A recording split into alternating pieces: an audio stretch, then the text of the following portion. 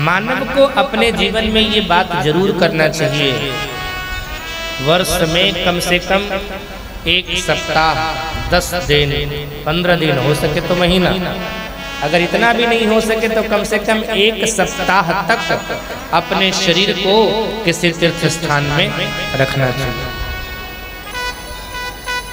उससे क्या होगा साहब, जाने अनजाने में बहुत पाप हमने कर रखा है।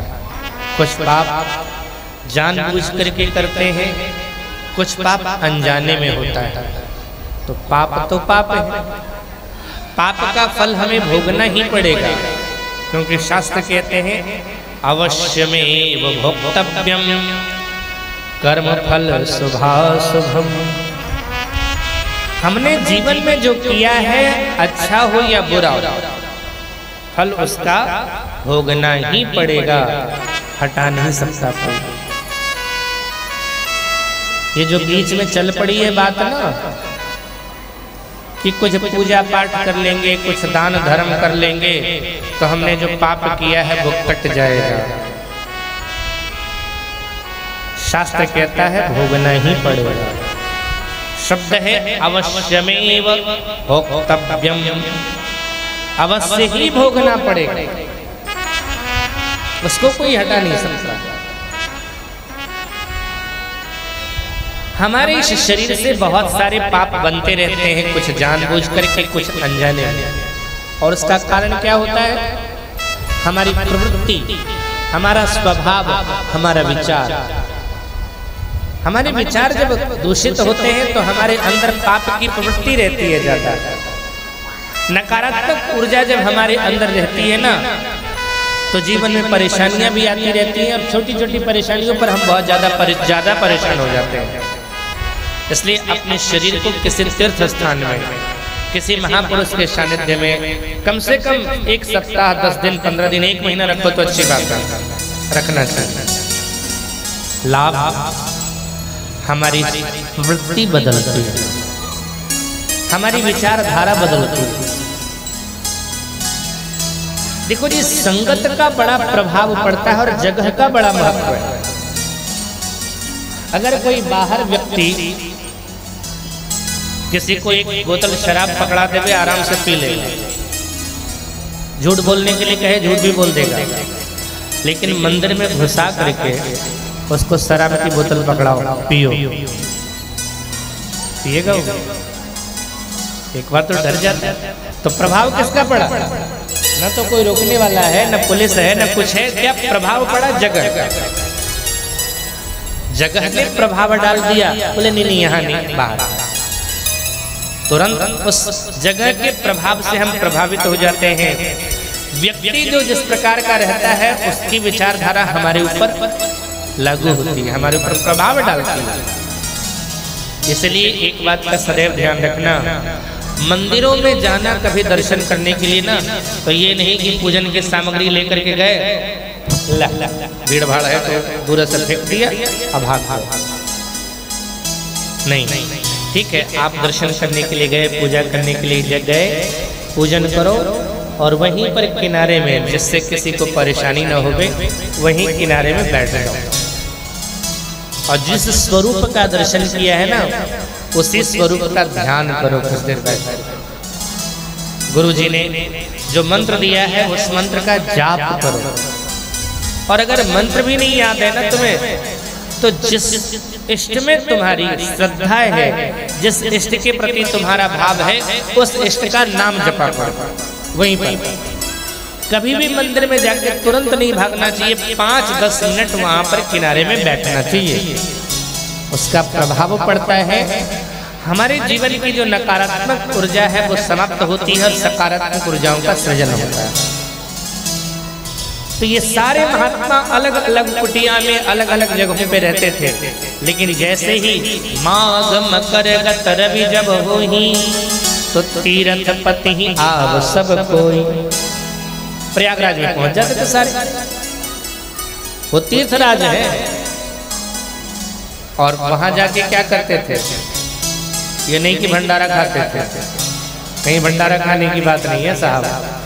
पूजहि माधव पद जल जाता, परसी अखय वट हर सही गाता, सादर मज्जहि सकल त्रिवेणी। त्रिवेणी में स्नान करते थे, माधव की पूजा करते थे, अक्षय वट को जाकर के स्पर्श करते थे। ये तीर्थों का नियम है, हर तीर्थ के देवता होते हैं और हर तीर्थ में नदी होती है। कभी भी आप जाओ तीर्थों में तो उन नदियों में जरूर स्नान करना, वहाँ के जो पूज्य हैं, जो इष्ट हैं, उनकी पूजा करना। और यही करते थे। इसके साथ क्या होता था, सारे महात्मा बैठते थे, ब्रह्म निरूपण धर्म विधि वरनहि तत्व विभाग, और कहीं भगति भगवंत के संयुत ज्ञान विराग। आ गई ना वही बात।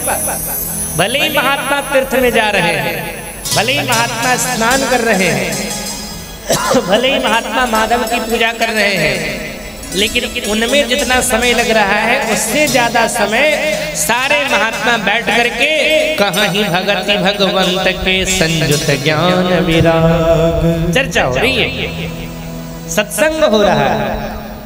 यानी सत्संग ही प्रमुख है। और एक वर्ष की घटना ऐसी घटी, सारे महात्मा जाने लगे। याज्ञवल्क्य जी भी आए थे, याज्ञवल्क्य जी को रोका भरद्वाज जी ने और प्रश्न किया है, राम कौन? जिससे सत्संग निकली है। याज्ञवल्क्य जी ने कहा कि मैं तुम्हारी चतुराई समझ गया, ऐसी बात नहीं कि तुम राम को जानते नहीं। राम कौन है ये भरद्वाज के जैसा महात्मा पूछता है तो आश्चर्य होता है, क्योंकि कोई दुनिया का व्यक्ति पूछे राम कौन है, मैं राम को नहीं मानता, राम ईश्वर नहीं है, इस तरह की बात अगर कोई दुनिया का व्यक्ति करता है तो आश्चर्य नहीं होता। लेकिन एक महात्मा अगर कहे कि ये राम कौन होता है, आश्चर्य होगा ना। अरे जिस राम के नाम का जाप करने के लिए बाबा जी बने हो। परिचय में भरद्वाज का क्या है, तीनई राम पद अति अनुराग।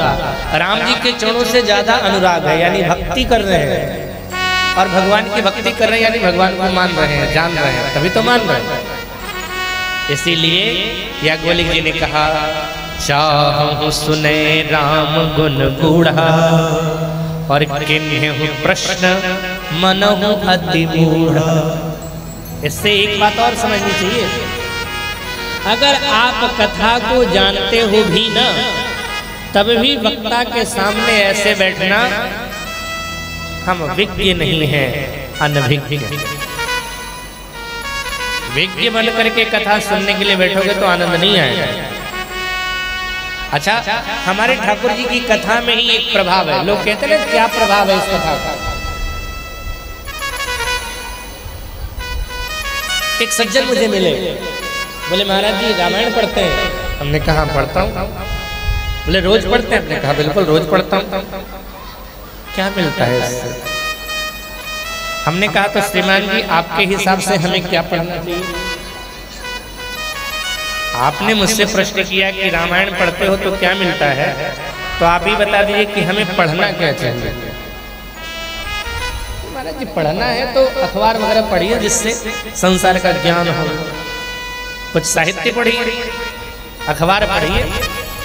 हमने कहा अच्छा आप कहते हो पढ़ना है तो अखबार पढ़े? बोले हाँ, संसार की जानकारी मिलेगी। हमने कहा, उन्होंने कहा हाँ। हमने कहा चलो मान लिया कि हमने उस अखबार को पढ़ लिया, आपके कथनानुसार हमने पढ़ लिया। आज जिस अखबार को पढ़ा है क्या अगले दिन वो अखबार पढ़ने लायक है? जिस अखबार को आज पढ़ा क्या अगले दिन वो अखबार पढ़ने लायक है? उसकी कीमत क्या रह गई? आज उस अखबार को 5 रुपया में देके खरीदे हो। 5 में आती है 10 में आती है, मुझे पता नहीं, खरीद नहीं रहा। 5 में आती है। आज उस अखबार की कीमत 5 रुपया है, अगले दिन उस अखबार की कीमत रद्दी है। कबाड़ वाला खरीद सकता है किलो के भाव से। अखबार वो पढ़ो तो अगले दिन वो हो जाता है रद्दी। लेकिन रामचरितमानस साहब वो क्या है, बरसों से तुम्हारे दादा ने पढ़ा, तुम्हारे पिता ने पढ़ा, तुम भी पढ़ रहे हो। किसी की औकात नहीं है कि रामायण जी को कह देवे कि वो रद्दी है औकात किसी? सुन लो, संसार की बातों का जिससे ज्ञान होता है आने वाले दिन में वो हो जाता है रद्दी। जिससे संसार का ज्ञान मिले वो है रद्दी, और जिससे जगदीश्वर का ज्ञान मिले साहब वो है कीमती। जिससे जगत का ज्ञान मिल रहा है वो तो है रद्दी, और जिससे जगदीश्वर का ज्ञान मिला है वो तो नगदी है, रद्दी थोड़े ना है वो। और ये वो है, लोग कहते हैं पारस में ऐसा गुण है कि लोहे को स्पर्श कर दे तो पारस उसे सोना बना देती है। लेकिन साहब हमारे श्री रामचरितमानस में, रामायण में, राम कथा में ये प्रभाव है कि जिसने भी रामचरितमानस को, रामायण को, राम कथा को, भागवत कथा को स्पर्श किया, भागवत की कथा, राम कथा उस व्यक्ति को भगवान के जैसा बना देती है साहब, कथा के जैसा।